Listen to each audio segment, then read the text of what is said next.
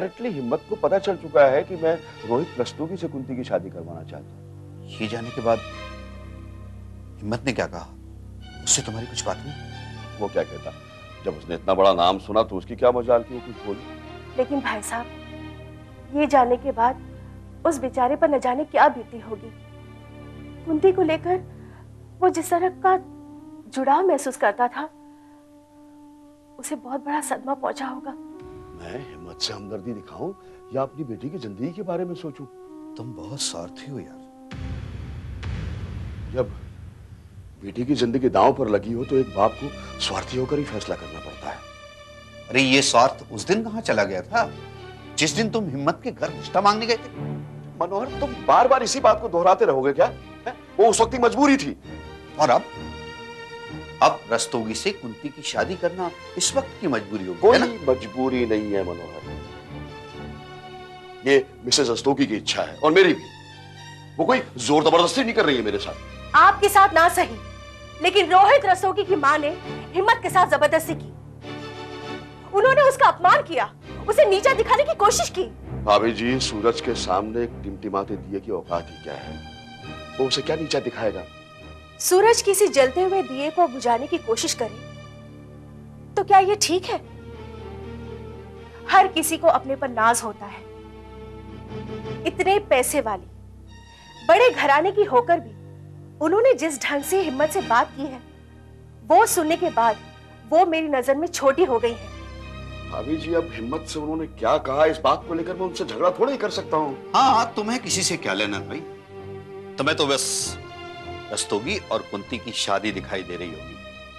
अरे गजेंद्र, जिस लड़के की मां की सोच इतनी गिरी हुई हो, वो कुंती को क्या सुख देगी भला? सुनी सुनाई बातों पर किसी के बारे में अपनी राय कायम करना गलत बात है मनोहर। अब तू उस औरत की तरफदारी मेरे सामने तो मत कर।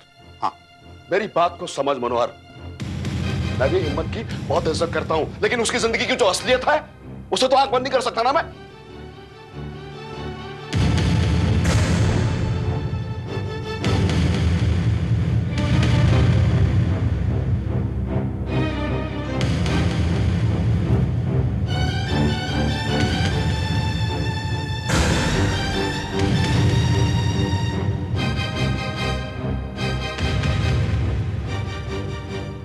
ये देख,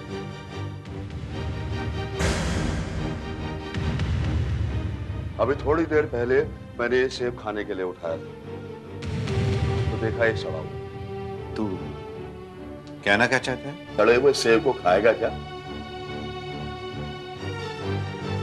और दूसरी तरफ देखिए अच्छा सेब। अगर तुझे इन दो सेब में से, सड़े हुए और अच्छे सेब में से किसी को चुनना पड़े तो अच्छे वाले को ही खाएगा, ये सड़े हुए को तो। भाई साहब, आपके कहने का मतलब है कि ये सड़ा हुआ सेब हिम्मत है और ये अच्छा वाला सेब रोहित रस्तोगी, है ना? भाभी जी, मैंने सिर्फ उदाहरण दिया है। गजेंद्र, मैं तुम्हारी बात बिना उदाहरण के भी समझ सकता हूं। मुझे एक बात बताओ, ये इसे रस्तोगी तो बहुत पैसे वाली है, बड़ा घराना है इसका, फिर ये अपने बेटे की शादी सिर्फ कुंती से ही क्यों कराने के लिए इच्छुक है? क्यों? इसके बेटे के लिए लड़कियों की कमी है क्या कोई? हाँ भाई साहब, आपने ये कभी जानने की कोशिश की है कि कुंती की बीती जिंदगी जानने के बाद भी वो कुंती को ही बहू बनाना चाहती है? क्यों? इतना बड़ा दिल उन्होंने कैसे पैदा कर लिया?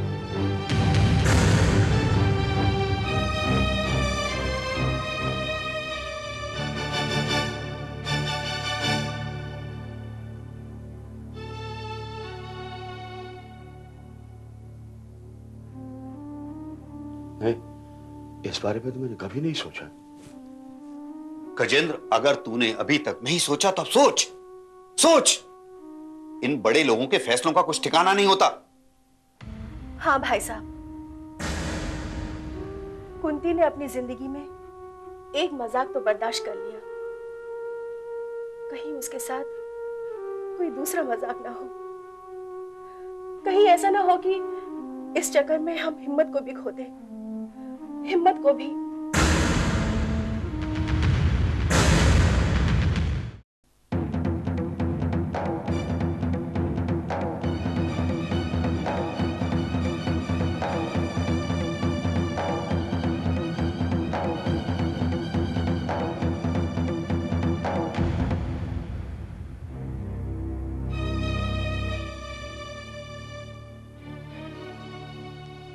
अरे पुष्पा जी, आप यहाँ?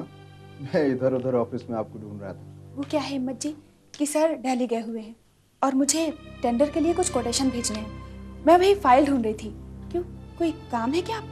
नहीं, आप काम कर लीजिए, मैं इंतजार कर लेता हूँ। नहीं नहीं, काम तो हो गया। फाइल मुझे मिल गई है और इसकी जीरोक्स कॉपी मैं बाद में भेज दूंगी। आप बताइए ना। पुष्पा जी, जरा पेन मिलेगा? अब हाँ हाँ।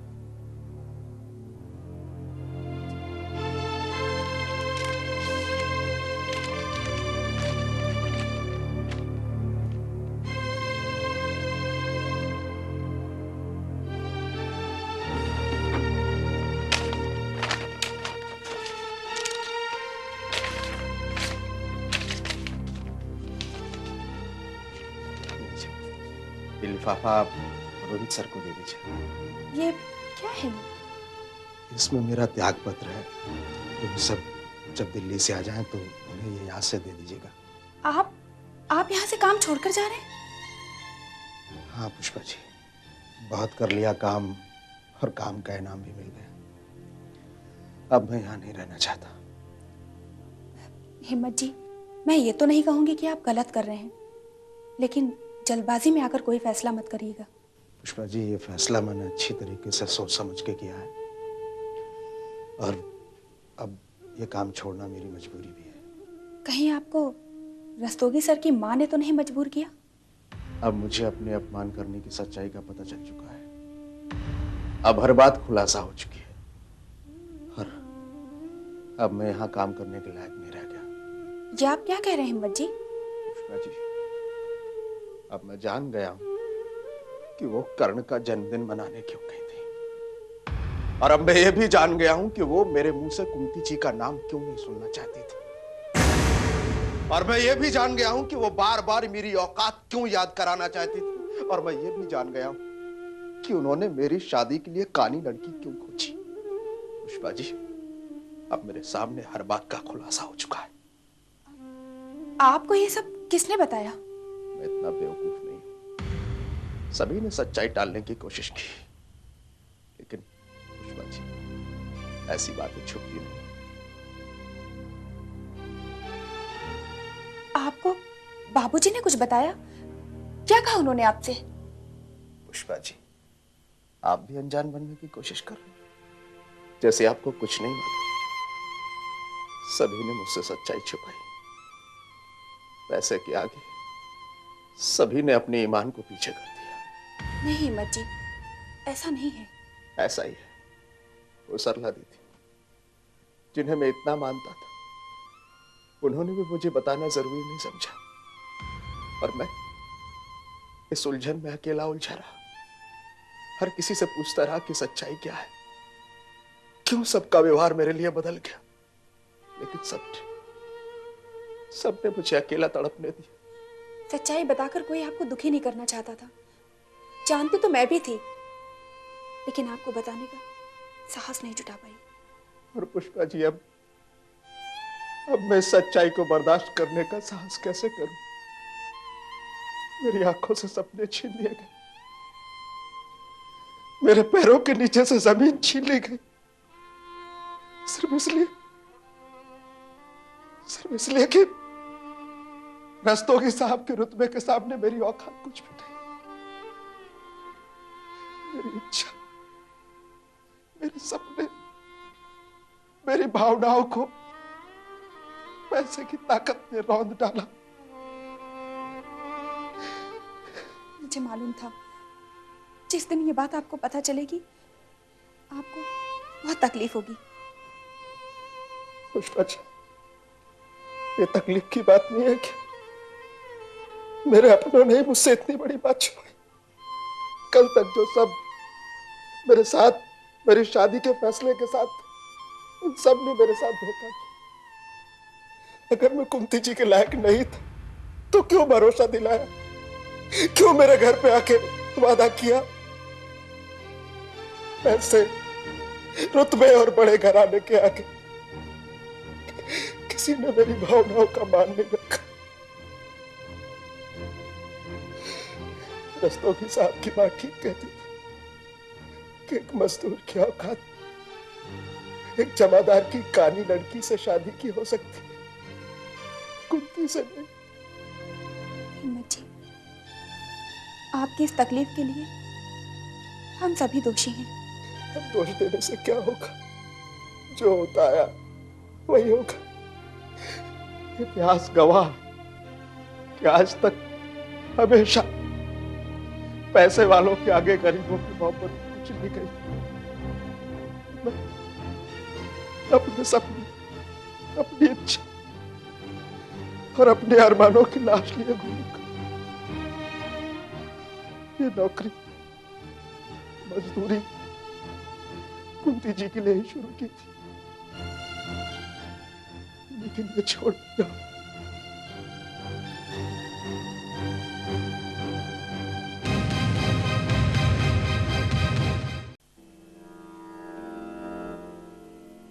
क्या भगवान बजरंग बली, संकट मोचन, मैंने तो अपना सब कुछ आपको सौंप दिया। मैं तो यही सोच के चल रहा था कि आपकी शक्ति और बल से हमें कभी हार का सामना नहीं करना पड़ेगा, लेकिन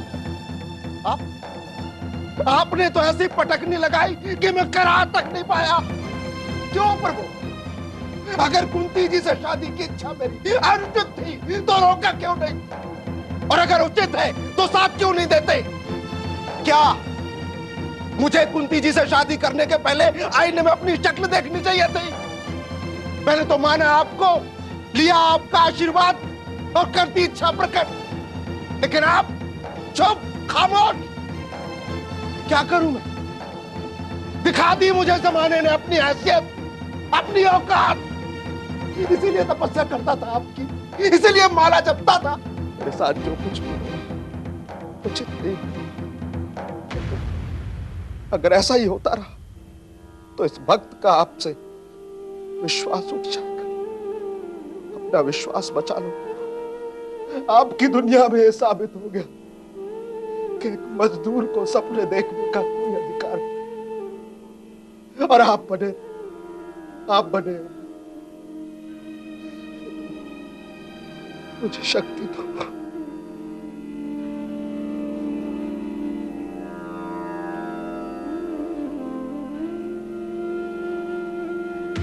मिस्टर मिश्रा, आप इस तरह छुट्टियों पर जाते रहेंगे तो काम कैसे चलेगा? मैडम, मैंने आपको बताया था ना, मेरे घर में प्रॉब्लम थी। आपके घर पे तो कोई ना कोई प्रॉब्लम लगी रहती है, इस तरह आगे कैसे चलेगा? This is my last warning. I am sorry madam.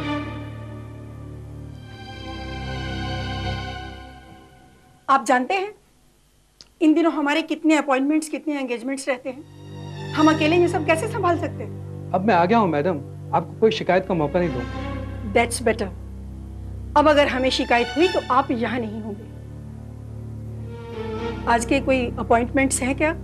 आप कंपनी के परचेज सेल्स मैनेजर से मिलने वाली थी। रोहित तो दिल्ली गया हुआ है। रोहित को आप आने दीजिए। उसके बाद हम चाहते हैं कि पूरी कंपनी के पूरे स्टाफ की एक जनरल मीटिंग बुलाई जाए।